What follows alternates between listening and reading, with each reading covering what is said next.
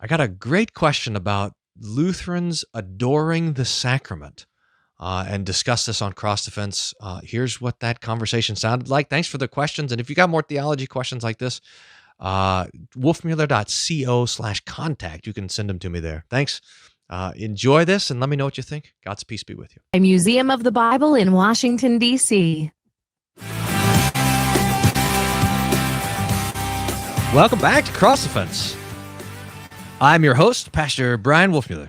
I remember that part. Pastor of St. Paul and Jesus Deaf Lutheran Churches right here in Austin, Texas. God be praised also for that. And thanks for these. I'm reading questions today. This is a lot of fun. If you want to send questions or feedback or anything else like that, the way to do it is wolfmueller.co/contact, I think, or there's a contact button somewhere on the website. That's great.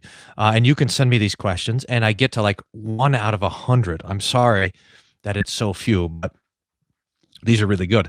I gotta, what's the other thing? Oh yeah, on the website, we do Wednesday Whatnot sometimes, which means a free weekly newsletter with various different stuff that I'm kind of interested in or thinking about or seeing or reading. And I recently have figured out that I can copy and paste from my tablet on Kindle onto the Twitter. So if you are on to Twitter and you want to just have a little dose of theology coming through your Twitter feed, you can connect to me that way. That's also kind of cool. There's one other thing. Oh, yes. Regarding that article about the most dangerous thing in the world, we also posted that on the website, wolfmueller.co. Just whatever the name is, you can just look. It should be right there by the top, or you can search for doctrine or theology or something. Picture of a wolf, and that'll have all those texts and a few words about it. So hopefully that's helpful. Okay, next question. This is from Clay, who writes, I've been enjoying your video series. Confessional Lutherans seem to have a deep regard for the Eucharist. Is it common among such Lutherans to participate in adoration of the Blessed Sacrament? Is this question a matter of controversy? Well, thank you, Clay, for the question here.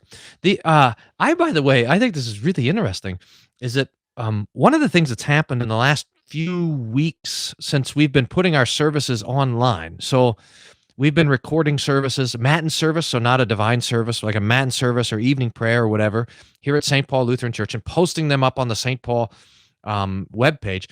But there's something that happened, and that is that before that on YouTube, I got the YouTube thing happening, and there's all these Roman Catholic trolls who are all over the YouTube page talking about how Lutherans don't have the supper and we don't have the right office and everything, and they still are doing that kind of thing.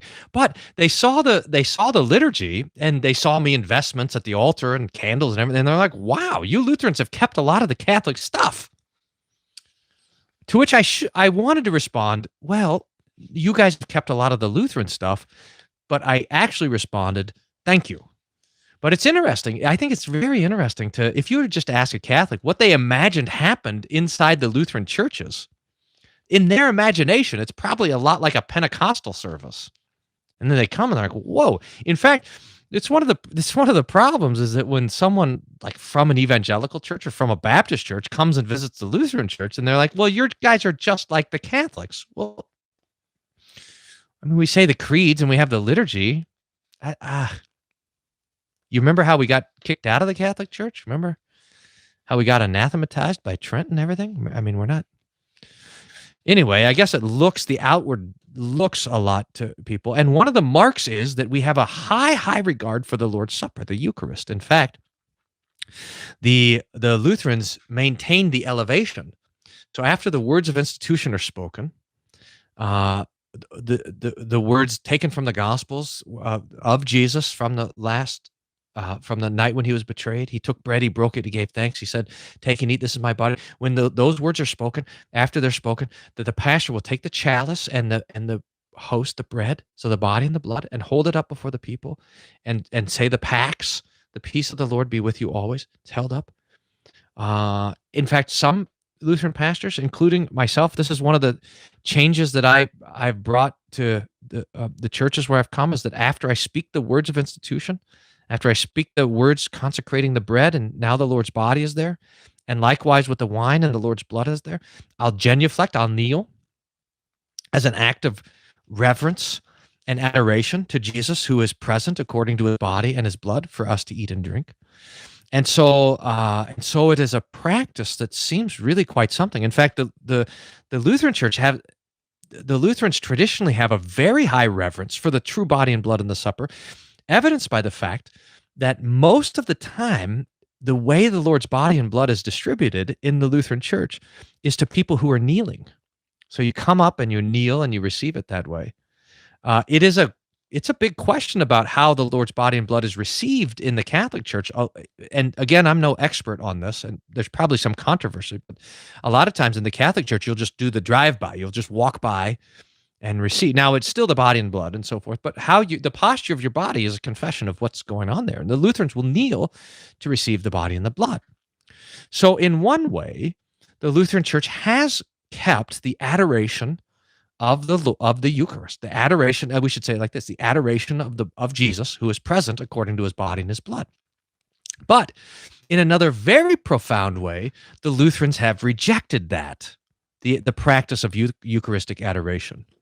The Catholic Church has this, they will take the consecrated host and reserve it in the tabernacle and put it there on the altar, and you have the fancy stuff, and they'll light a candle to indicate that the consecrated host is there. And then the practice is to come and be before the consecrated host and to pray certain prayers and meditate and so forth and adore the consecrated host. Lutherans do not do that. In fact, they looked at that practice and they said, no, we do not think that is a valid practice at all.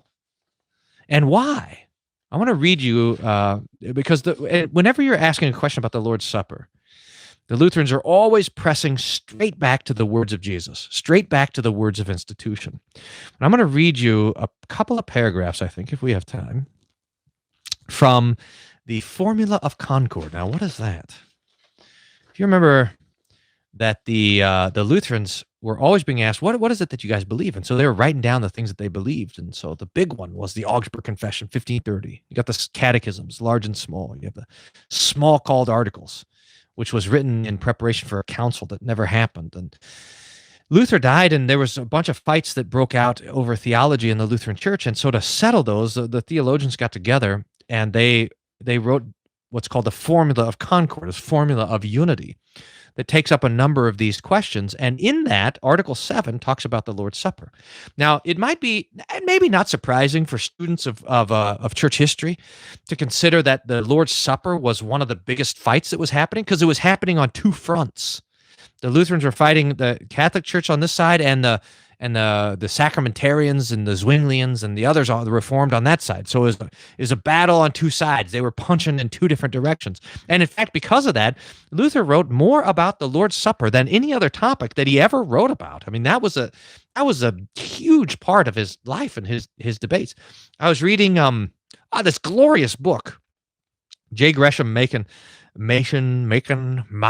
about Christianity and liberalism, written in 1922. It's a classic book. It is glorious. But he starts talking about how Luther was just wrong about the Lord's Supper.